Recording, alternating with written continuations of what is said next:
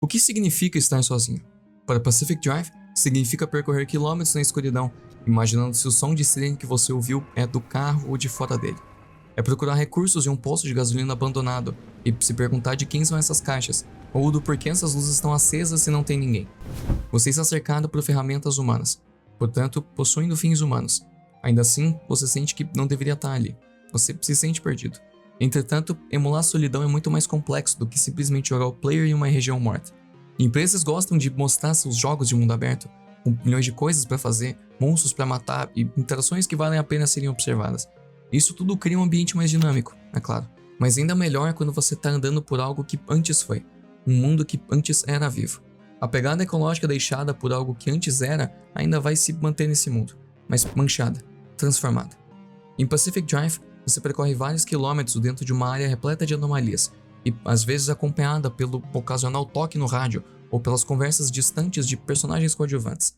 Mas quando isso não acontece, você se vê dirigindo no meio do nada, com uma paz quase que ameaçadora, num ambiente onde a solidão se torna quase palpável. Explorar esses postos de gasolina, casas abandonadas e torres de reconhecimento pode se tornar exaustivo depois de um tempo. Mas a esperança de que você vai encontrar um corpo morto ou qualquer sinal de que alguém ainda vive na zona se mantém. Portal é um ótimo exemplo disso.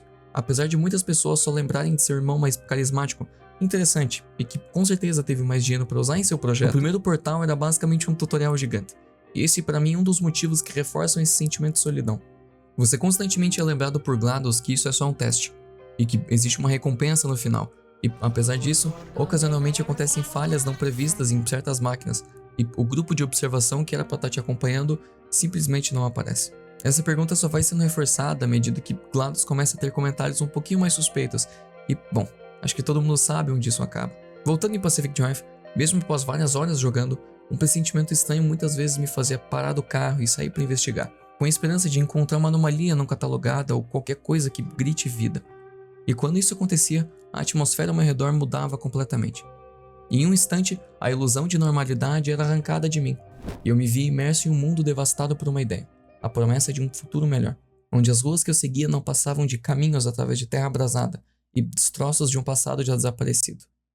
Tempo após tempo, nós somos lembrados do quão frágeis e sensíveis nós somos perante o que não temos controle.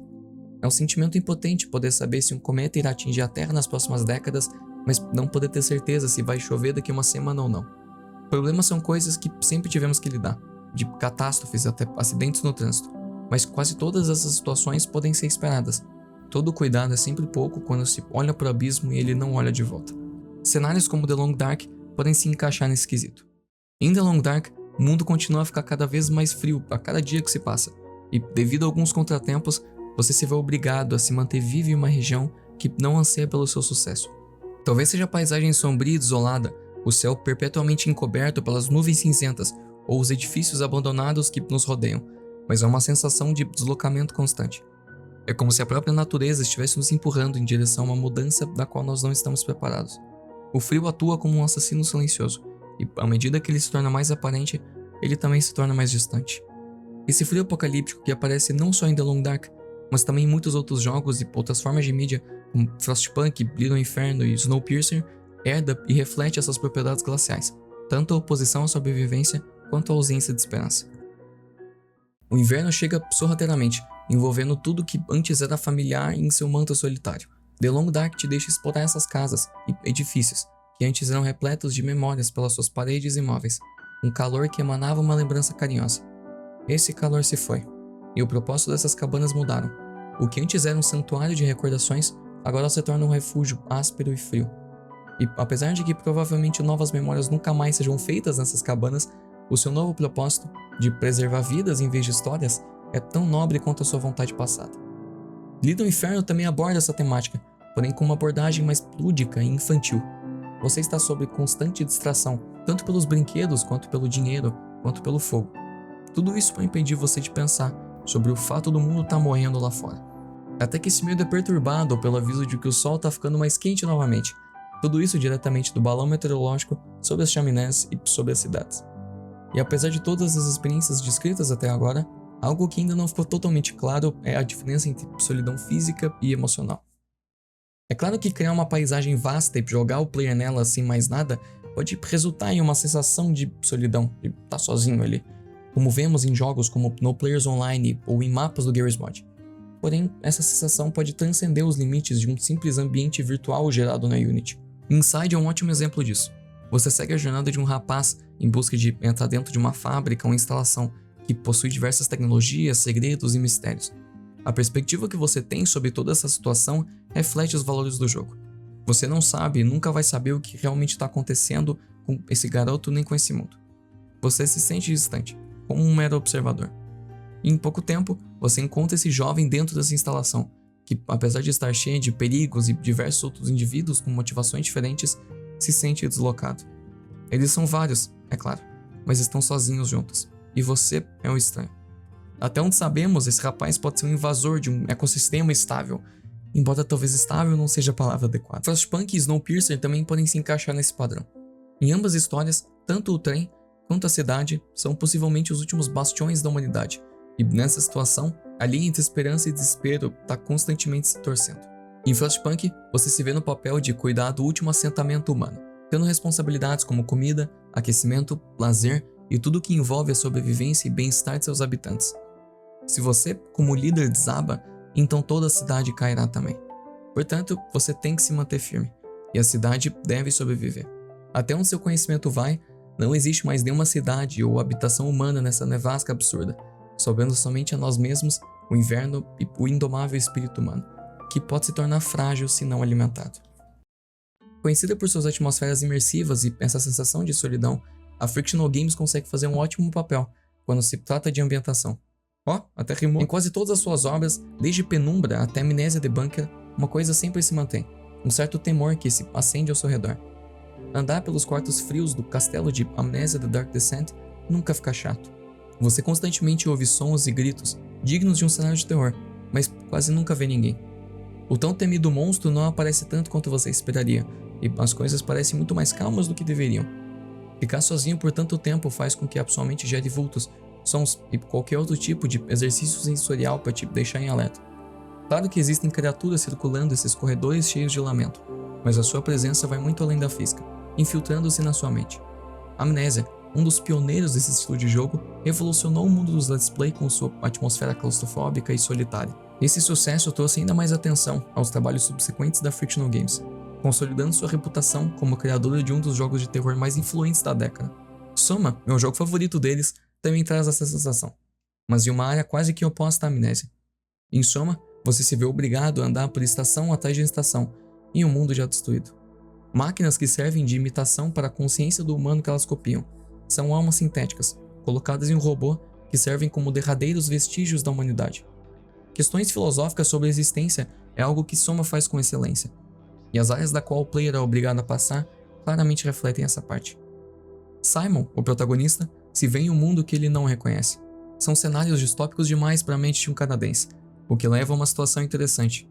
Um fantasma repleto de identidade, que busca uma existência mais verdadeira, mesmo que custe partes dele mesmo ao longo do processo. Poético, não? E apesar de seu próximo jogo não ter sido, digamos, famoso entre os jovens contra os outros, o que lançou em seguida, Amnésia The Bunker, simboliza uma nova etapa de desenvolvimento para Frictional. Nesse jogo, você possui um meio de defesa, coisa que falta na maior parte dos jogos da Frictional, algo que era proposital, visto que tirar a confiança de uma arma do player deixa as coisas bem mais tensas, fazendo você se preocupar muito mais em correr, se esconder e tentar sobreviver usando os elementos do mundo, basicamente agindo como uma presa a todo momento. Mas essa arma é só um falso senso de segurança, visto que a munição está espalhada pelo bunker e é escassa, além do claro modelo antigo que lembra um revólver francês de 1892. Em Amnésia The Bunker, você acorda em um bunker da Primeira Guerra Mundial, que aparentemente está vazio. Você vê cartas empoeiradas em cima de uma escrivaninha e camas mal arrumadas como se alguém acabasse de sair dali. Mas você não encontra ninguém, e logo o motivo fica claro. Você está sozinho em um lugar que está sendo dominado por um monstro. Um lugar que não é mais o seu lar, e talvez nunca tenha sido. E nessa situação, você é obrigado a conviver com o inimigo, em circunstâncias que antes já eram terríveis. O ambiente do jogo é sombrio demais por si. Quer dizer, você está em um bunker da Primeira Guerra, cercado por corpos mortos, uma aberração cronenbergiana e uma arma que te passa um falso senso de segurança a todo momento. Mas sabe o que é pior do que estar em um bunker em meio à guerra? Sim, a própria guerra. A solidão te acompanha em qualquer lugar que vá, tanto pelos quartos úmidos de seus antigos companheiros, tanto pela poeira densa que se estica no corredor, tanto pela infelicidade de saber que, mesmo que saia daí, estará fadada a viver o resto dessa guerra, em um mundo que pretende te devorar vivo. Amnésia Debunker é excelente em transparecer seus claros e significativos elementos tanto pela história quanto pela ambientação. Outra forma, apesar de que mais sutil de evocar essa sensação, é com loops temporais. Sim, eu sei que já foram feitos diversos filmes, talvez algumas séries e vários jogos com essa premissa.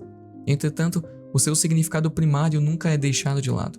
Em Deathloop, por exemplo, o protagonista se vê obrigado a uma existência transitória. Ele é o único que sabe o que acontece em um loop de 24 horas e fará de tudo para alcançar seus objetivos. E apesar do próprio design retrofuturista e as conversinhas engraçadas, além da música animadora, Deathloop é um jogo triste. Code Van está sozinho em um mundo que o quer morto, constantemente. Deathloop traz temas de niilismo e aceitação de que o mundo lá fora é uma merda, então melhor continuar vivendo no mesmo dia, ou na mesma ilha pelo resto da eternidade. Mas a promessa de uma subsistência composta por uma mentira, uma falsa vida, é o melhor que podemos nos proporcionar? E é claro que Deathloop não tá sozinho, o que é meio irônico, visto que o vídeo é sobre solidão. Diversos outros jogos trazem uma sensação parecida, como a Rota Genocida de Undertale, onde você destrói vidas e regiões inteiras pelo puro intento de se perguntar o que vai acontecer se eu decidir exterminar todo mundo nessa run. O que traz longas caminhadas pela antes adorável cidade de Snowdin, medo por todo mundo que antes você já conheceu, e cenas brutais na morte de personagens que não o reconhecem mais. Nessa mesma leva, poderíamos até citar Sexy Brutal. O nome não tem nada a ver com o jogo, tá, pesada? Isso não é propaganda de um jogo mais 18. Por favor, acreditem em mim. Apesar de ter músicas animadas e um design muito fofo, traz elementos de solidão, culpa e a inaptidão de seguir pra frente. Coisa que só fica mais aparente à medida que as situações se tornam mais intensas. Tudo isso para gerar um único sentimento volátil, significando que talvez todos nós somos sozinhos e só nos expressamos de forma diferente. Reconhecer a nossa mortalidade e individualidade pode ser complicado, complexo e até cansativo, mas é algo necessário. E talvez perceber que outras pessoas passam pelos mesmos problemas que você, através de jogos, filmes ou livros, através de histórias, pode ser um primeiro passo para a aceitação. E é nessa frase que eu termino esse vídeo. Muito obrigado quem viu até aqui e eu espero que você tenha gostado. E se você curtiu o que eu tenho a falar, considere ver outros vídeos que eu tenho no meu canal. E é isso. Valeu, galera.